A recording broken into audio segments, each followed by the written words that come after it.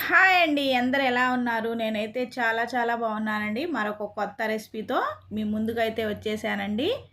ఇంట్లో కూరగాయలు ఏమీ లేనప్పుడు నోటికి కారంగా పుల్లగా ఏమన్నా తినాలి అనిపించినప్పుడు 5 నిమిషాల్లో ఈ చట్నీ అయితే చేసుకొని తినేసేయచ్చండి. చేతి కింద పచ్చడిలాగా కూడా ఉంటుంది. దోశల్లోకి వేడివేడి అన్నంలోకి చాలా బాగుంటుందండి. రండి వీడియోలోకి అయితే వెళ్ళిపోదాము. నేను ముందుగా ఒక కప్పున్నర మజ్జిగ తీసుకున్నానండి. ఒక బౌల్ తీసుకొని మజ్జిగ అయితే వేసేసుకుందాము. తర్వాత ఈ మజ్జిగలో ఒక 20-30 వరకు ఎండుమిరపకాయలను వేసుకుందామండి. వేసుకొని ఒక 15 నిమిషాల పాటు ఈ మజ్జిగలో ఎండుమిరపకాయల్ని నానబెట్టుకుందామండి. మూత అయితే పెట్టేసుకుందాము. ఒక 15 నిమిషాల తర్వాత చూద్దామండి. ఈ మజ్జిగలో వేసిన ఎండుమిరపకాయలు చూడండి ఎంత చక్కగా నానిపోయినాయో. ఒకటి తీసి చూద్దాము. చూడండి మెత్తగా అయిపోయినాయి, పండు మిరపకాయలాగా అయిపోయినాయి. చూడండి ఇలా ఉంటే సరిపోతుంది.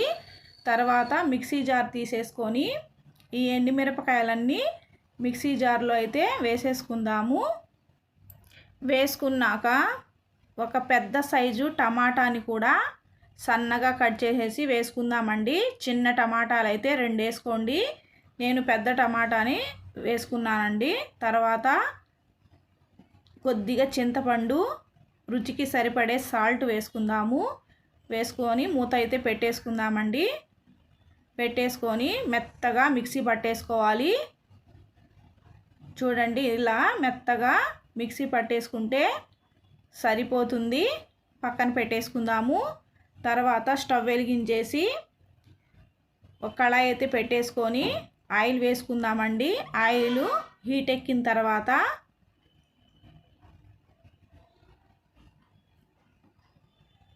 తాలింపు గింజలను అయితే వేసేసుకుందాము. మినప్పప్పు, జీలకర్ర, ఆవాలు వేసుకున్నాక చిటపటలాడిన తర్వాత చిన్నుల్లిపాయలండి వేసుకొని చక్కగా ఫ్రై చేసుకుందాము. ఇలా ఫ్రై అయిన తర్వాత 2 ఎండుమిరపకాయలని కూడా కట్ చేసేసి వేసుకుందామండి. వేసుకొని కొద్ది కరివేపాకు వేసుకుందాము. వేసుకొని చక్కగా ఫ్రై చేసుకుందామండి. ఇలా ఫ్రై చేసుకున్న తర్వాత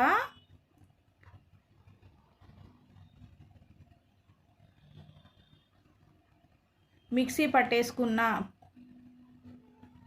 ఈ పచ్చడిని అయితే వేసేసుకుందాము.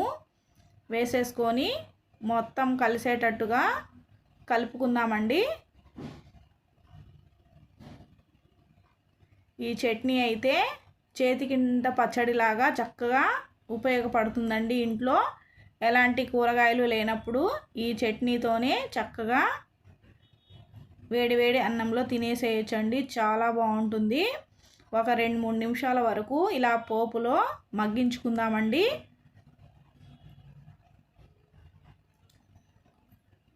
టమాటాలని పచ్చివాసన పోయేంత వరకు ఇలా మగ్గించుకుంటే సరిపోతుంది. చూడండి పచ్చడి అయితే రెడీ అయిపోయింది. ఆయిల్ పైకి వచ్చేంత వరకు ఇలా మగ్గించుకుందాము. 1 నిమిషం పాటు ఇలాగే పొయ్యి మీద ఉంచేసి మగ్గించుకుంటే ఆయిల్ అంతా పైకి వచ్చేస్తుందండి. అప్పుడు టేస్ట్ అయితే చాలా బాగుంటుంది. సర్వింగ్ బౌల్లోకి తీసేసుకుందాము. అప్పటికప్పుడే చేతి కింద పచ్చడి అయితే రెడీ అయిపోయింది. చూడండి వేడి వేడి అన్నంలోకి ఈ పచ్చడి అయితే చాలా బాగుంటుందండి. కడుపుతో ఉన్న వాళ్ళైతే చక్కగా కడుపు నిండా తినేస్తారు. నోటికి కారంగా పుల్లగా చాలా బాగుంటుందండి. మీరు కూడా ఒకసారి ట్రై చేయండి.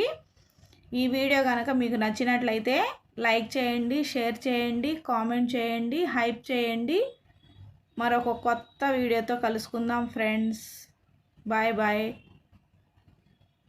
Thank you for watching. ఒక చిన్న లైక్ ఇవ్వటం మర్చిపోకండి.